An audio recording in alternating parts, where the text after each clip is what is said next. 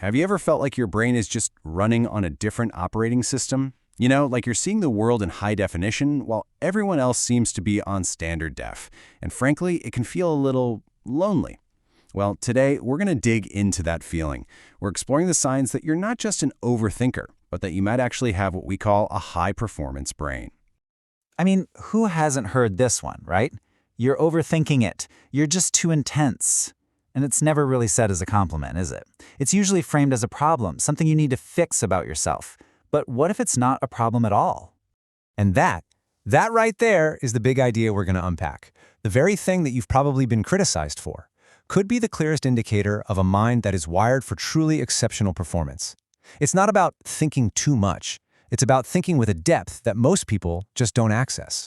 To really get this, we've got to look beyond the usual ways we measure intelligence. This isn't about your IQ score or how well you did on some test. Nope. This is about your brain running on a completely different kind of operating system. So here's the difference, and this is huge. A high IQ, that's like having a super fast processor in your computer. It's all about potential. But a high-performance brain, that's about how you actually use that processor in the real world. It's about application, the skill of hitting the pause button before you react, and having a really rich understanding of emotions. Okay, let's get into the good stuff, the first set of signs. These are all about your inner world, that powerful analysis engine that is always running in the background, processing everything with this incredible precision. We're going to kick things off with 3 really powerful internal traits: rapid cognitive reflection, chronic hyperconnectivity, and advanced metacognition. Sounds complicated, I know, but stick with me. Let's break down that first one. Okay, think of this as your brain's own internal fact checker. It's this built-in habit where before you say or do something, there's this almost invisible pause. And in that split second, your mind is racing. It's questioning your gut reaction, running through possible outcomes, and searching for the most accurate, truthful way to respond. And this is so different from just blurting out the first thing that comes to mind, right? It's not about being shy or hesitant. It's cognitive restraint. It's this deep-seated need to be clear and to be right. You're not just trying to add to the noise, you're trying to add to the truth. So the second sign, your brain is basically a web that never stops spinning. You hear one idea about, say, history, and your mind instantly connects it to something you read about psychology and a documentary you saw on physics. This is why you spot patterns everywhere that other people just seem to miss completely.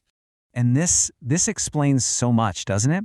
This is why small talk can feel physically painful. It's not because you're slow on the uptake. It's because your brain is starving for depth and you're being fed surface-level chatter. You want to understand the why behind everything. All right, sign number 3 is a big one. It's called metacognition. And that's really just a fancy way of saying you can think about your own thinking. You can kind of step outside of yourself and watch your own mind at work. You can spot your own biases, question your own beliefs. It's a pretty rare skill. And this leads to something incredibly powerful: intellectual humility. It's the polar opposite of the Dunning-Kruger effect, where people with very little knowledge are the most confident.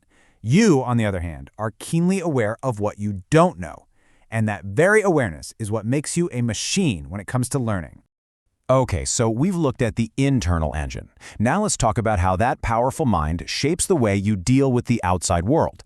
And this isn't about being antisocial. It's about having a very unique, very self-reliant way of engaging with people.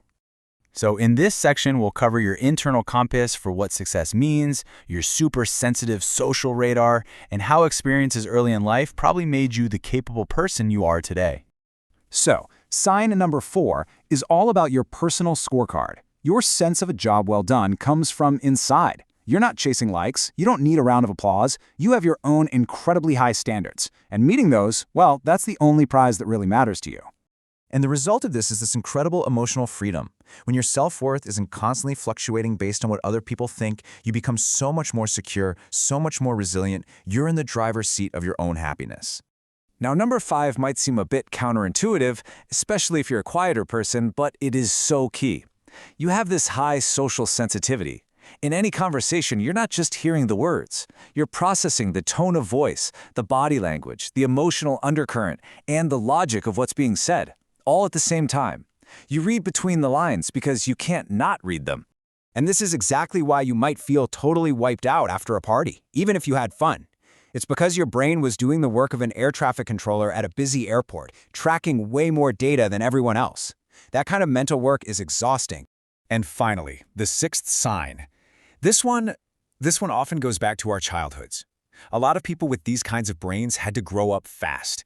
They were put in situations that forced them to be responsible, to solve problems, and to think ahead. So their nervous systems literally adapted to be hyper-competent.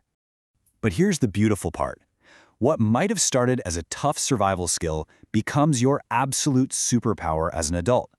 It's why you have this amazing ability to stay calm and collected when things get chaotic. You don't just survive pressure, you actually thrive in it. So we've gone through all 6 signs. Let's just pull it all together now. What does this all mean for you? Well, it means it's time to reframe your whole experience. I really want you to let that land for a second. Every time you felt like you were too much or just plain weird, it wasn't a character flaw. It wasn't something wrong with you.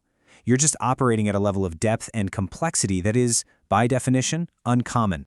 Think about it. Your ability to pause and reflect, to see connections no one else sees, to be self-aware, to drive yourself from within, to read a room with incredible accuracy, and to stay calm under fire. These aren't quirks. These are the building blocks of a truly unstoppable mind. So I'll leave you with this one question. Now that you can see your depth, not as a burden, but as your single greatest asset, how are you going to use it?